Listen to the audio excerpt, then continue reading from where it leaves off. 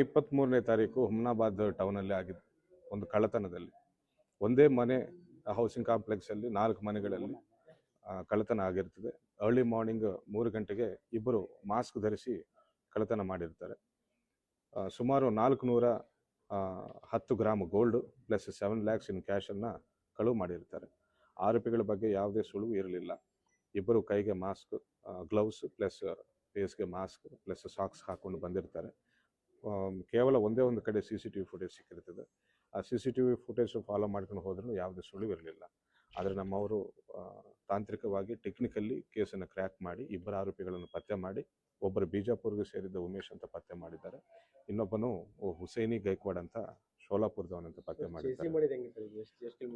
ಸುಮಾರು 120 ಕಿಲೋಮೀಟರ್ ವ್ಯಕ್ತಿ ಎಲ್ಲಿದ್ದಾನೋ ಗೊತ್ತಾಯಿತು, ಬಿಜಾಪುರ ಇಂಡಿ ಕಡೆ ಇದ್ದಾನಂತ. ಬಟ್ ಬೆಳಗಾವಿ ಕಡೆ ಮೂವ್ಮೆಂಟ್ ಮಾಡ್ಕೊಂಡು ಹೋಗ್ತಿರುವಾಗ ನಮ್ಮ ಇನ್ಸ್ಪೆಕ್ಟರು ಕಾರಲ್ಲಿ 120 ಕಿಲೋಮೀಟರ್ ಆ ವ್ಯಕ್ತಿಗೆ ಚೇಸ್ ಮಾಡಿ ಹಿಡಿದಿದ್ದಾರೆ.